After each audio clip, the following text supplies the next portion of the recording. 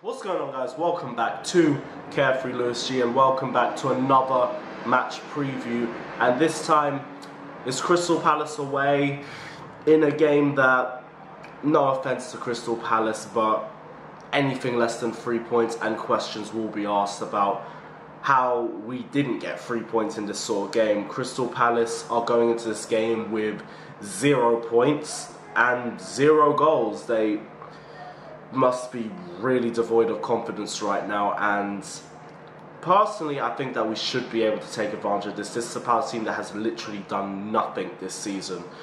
Again, I don't want to go into this game sounding too cocky or anything, but as it stands, everything says that we should be leaving this game with 3 points. And again, if we don't leave this game without 3 points, then questions are seriously going to be asked, because we're meant to be title contenders, and these are the sorts of games that we should be winning, and winning comfortably. So I'm personally confident. I have little doubts in my head that I could see something happening, something going wrong in this game. And with the injuries that we have, it could open the door for a shot, but I don't want to go out and say that, because I personally just don't think it's going to happen. I think that we should be able to comfortably win this match. But stranger things have happened in football. Stranger things have definitely happened. But looking on to the team news as well, and it also still isn't looking good for Crystal Palace. They're without Christian Benteke. He suffered a knee injury in the 5-0 defeat to Manchester City. They're without their other striker, Connor Wickham, who's been injured since last season, back in 2016 with an ACL tear, and I think the match against Swansea. So that's both of their strikers injured. So I think it's going to be Bakary Sakho playing in strike, and again, it doesn't look great for them. The only slight positive for them is Wilfried Zaha's back in training and should be able to play against us. And he did cause us a lot of problems back in April when Crystal Palace beat us at Stamford Bridge. But it's a new season, and again, Palace just look completely lost. They look out of ideas, and we should be able to get a result against this team. In terms of our team news, however, the international break hasn't been nice to us. It really hasn't. Kante's out. Yeah. Player of the Year Kante is out, and is looking like he's going to be out for the whole month. So that's going to be a pain, especially with Roma home and away coming up. And my personal hope is that we can get him back in time for Manchester United. The Premier League games look comfortable enough that we should be able to win it without him. So there is that, but there's also Alvaro Morata, who injured himself in the loss to Manchester City in 2 weeks ago, I think. Yeah, 2 weeks ago. So the aim is to get him back to Roma, see if he can rest out this game. Personally, again, I don't think we need Morata in order to win this game. We should be fine with whoever we put out. But I would like to see him come back against Roma, because that is going to be a very tough test. We did handle Atletico Madrid very well, but as we saw against City, sometimes things just aren't going to go our way, and we need our best players for that sort of game against a really, really difficult Roma side. David Luiz is back, so after his 3-match ban for the injury against Arsenal, I've heard he's also fractured his wrist in that game, but he should be able to play with an arm cast, so he should all be fine. I personally think that David Luiz is going to start this game. I think we're going to play a strong lineup with a couple of sub players, couple of fringe players coming in, and maybe substituting off some of our key players looking towards the Roma game coming up. So my starting lineup would have the obvious Thibaut Courtois in goal. I don't need to say any more about that. It's an obvious choice. Rudiger on the left-hand side. No, Rudiger on the right-hand side, sorry. Again, I just don't think Cahill should be starting anymore, because I just think we have much better options instead of him.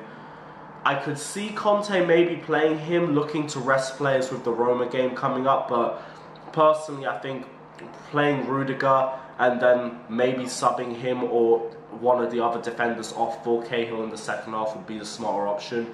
So I'd go with him. I'd go with David Luiz in the centre. Again, Christensen's had a great time in defence while David Luiz has been out.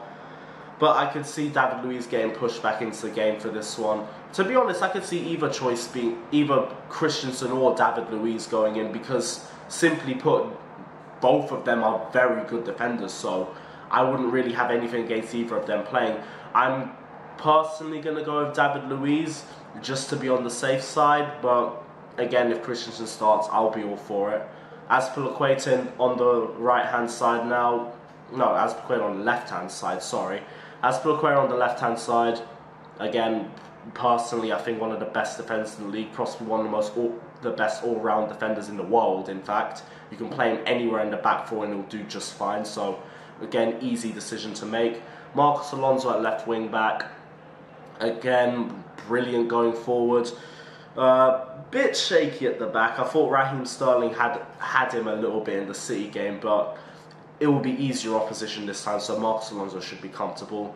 I'm going to go with Cesc Fabregas in midfield, mainly because I think Crystal Palace are going to be giving him a lot of space. I don't think they're going to be pushing forward that much. I think they're going to be looking to at least try and get something out of this game, so I can see the gaps opening that Fabregas will thrive in, like I always say he will. Partnering him up, Bakayoko, he's just brute force with him, man. Like, Bakayoko is brilliant at getting the ball out of tight areas, pushing the ball forward. In terms of his activity in the final third, bit iffy, but again, he's only 22. I think he will improve. And on the right-hand side, I would go with Moses, but this is again another position where I wouldn't mind if it's him or Zappacosta. I think both of them would be great options. I'd go with Victor Moses just because he's a safer option, the option that we've usually been going with. And maybe I put Zappacosta against Roma, seeing as he has come from Italy, he might have a better idea of how to play against Roma. So for now, I'd stick with Victor Moses at right wing back. And in my front three, I'd go with Musunda on the right-hand side, mainly because we've all seen the tweets that he's been putting out. He is frustrated, and I have heard that Conte has had a word to him about it, but this would be the perfect game to try him out in. If he thinks that he is good enough, which I also think he is good enough, put him out there. Let's see what he can do. I personally think he will thrive, and I think we need to start giving him more chances. This is the perfect game to give him a chance. So Musunda on the right-hand side, Hazard on the left-hand side. Put him up, play him on, sub him off around the 60th, 70th minute mark. Keep him fresh for Roma. But this, I don't want to see a lot of rested players. I want to see us go for a particularly strong side and just push for a dominant win. And in strike, Michy Batshuayi.